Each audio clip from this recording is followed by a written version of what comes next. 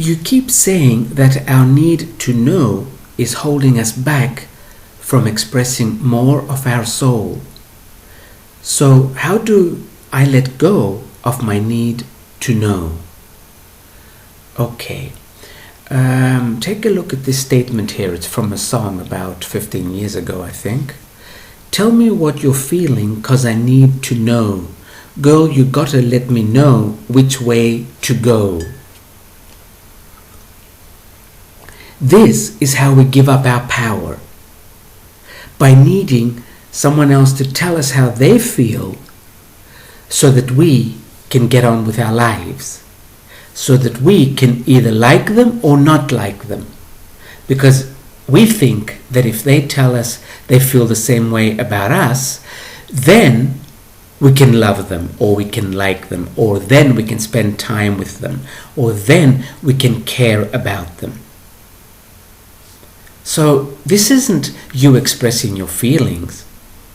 You first need to know, you first need to feel secure about how the other person feels, and then you can start expressing your feelings.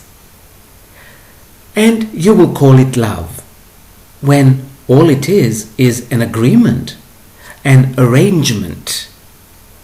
And the soul doesn't bother coming in, because it's arranged. Soul likes spontaneity. The soul likes to do things that feel good at that moment, and at that moment only. Not, will you be with me in the year 2100? Because I need to know this so I can let go and I can trust you, which is the stupidest word you can use in a relationship, the word trust. But let's go back to the question. This is why a soul cannot come in. Because it is a plan.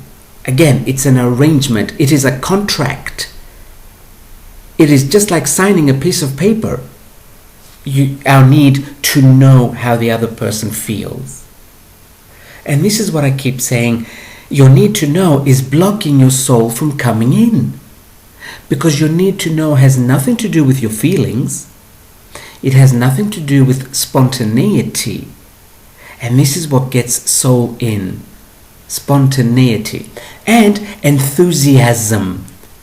You are not with this person because you feel enthusiastic about her or him. You are with them because they agreed that they will feel like this about you. So why should the soul come in? And this is why we have to sign papers with the government when we get married. Because it's not real. If it were real, we would not need signatures. Always keep this in mind. If you have to sign a piece of paper, you are going against the laws of nature. Nature does not need signatures and lawyers. So if your relationship does, it's not a relationship, baby. Don't fool yourself. It's okay to do it, but do it with your eyes open. Don't call it love. Don't call it anything other than an arrangement or an agreement. And then your body will say, oh, okay. Your body will have no problem with this. And then your body will remain healthy, and your agreement, your arrangement will also remain healthy. But when you are in denial of the truth about your arrangement, which by the way you might call love, actually you usually do call it love. When you are in denial of this, then your body does not know how to react. There is an imbalance of energy, and then you get sick and your arrangement goes to hell. So do what you like with other people, but be honest about it and call it what it is. And then you won't have a problem. Back to the need to know. Why do you need to know how the other person feels so that you can feel for the other person as well? Why? To be with another person is such a magical experience. But you never, ever get even the slightest taste of this magic. It is pure magic. But you will never feel it, taste it, experience it, because you need to know first. And because you need to know, you are leaving magic and going into security. We have mentioned this before. The opposite of magic is security. You will never, ever, no matter how long you exist, have them both at the same time, magic and security. It is totally impossible. Why? Because magic is based in the now, and only the now. As for security, is based in the future. So, you cannot experience both at the same time.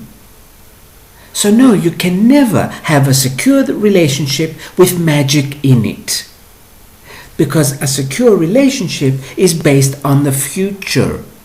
You hate each other's guts, but that's okay because you promised each other you will be there for each other. Another retarded phrase that couples use. I will be here for you always. That's what you say to a puppy, not a human. So, this is why I keep saying, let go of your need to know if you want to enjoy life. Being with another person is one of life's pleasures, but you're destroying it.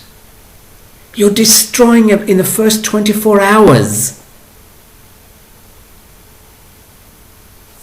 with your need to know. No, I need to know. I can't just be like this. I need to know. And then you make these phone calls. We need to talk. I have something important to tell you. Miss Drama or Mr. Drama. You have nothing important to say. Absolutely nothing. Because if you had something important to say, you would have a brain. If you had a brain, you would enjoy the other person without saying we need to talk. You never need to talk with someone you like being with. There's no need to talk. Just enjoy each other. Just sit next to each other. Just don't talk at all. But no, you need to know. Okay, so first I had to get you to understand how damaging this need to know is and why your soul cannot come in. Because it doesn't like it. Your soul likes spontaneity. If you cannot be spontaneous, you are a zombie. You need to understand this, and you will always remain a zombie because you are never in the now. Your soul is only focused in the now, not in the past, and most definitely not in the future. I'm going to mention the word enthusiasm again. I think I've done it twice before. It's a Greek word, and it means God is inside. So this is what happens when you are enthusiastic about something. Your soul comes in. And you can have enthusiastic relationships. You will not be calling it a relationship, of course. You will not be calling it anything. Nature doesn't have names and titles. It just is. So you will simply be with someone without being with someone. You would simply be there for that moment, for that hour, sometimes even for that minute. And that's all. And then you don't need titles. Well, actually, you cannot put a title on magic. You cannot put a title on something that lives for the moment. Because a title, 1 minute later, is useless. It's gone. It's already gone. It's history. So stop putting a title on magic. What I'm talking about is magical moments. So very few people in the world actually live magical moments with another person. If you are having one of these moments, savor it. Not save it, savor. Like taste it. Ask yourself, how do I feel right now? I like this feeling. And that's all. You don't try and bottle up the feeling and seal it like a soft drink so the gas won't come out. The bubbles, whatever you call them. Now, the second half of the question, so how do I let go of my need to know? How do you let go? I'm afraid there can't be only one way, but it's the only way I know so far. Hopefully, as the veil comes down more and more, we will learn more ways of letting go of the need to know. So far, the easiest way I've learned is to love yourself, to be confident with you. And this way, you won't have the need to know how the other person feels because you like you. So if you like you, how the other person feels does not matter. Not at all. Not one bit. And then you have let go of the need to know. It's not necessarily a long, arduous process. It's a decision. Make the decision to like yourself. And know that there is no one else like you in the entire cosmos. And know that only you can like yourself. So, I didn't say this properly. No one can like you can like you. That's what I meant to say. And then when you're with someone, because you like you will enjoy the moment.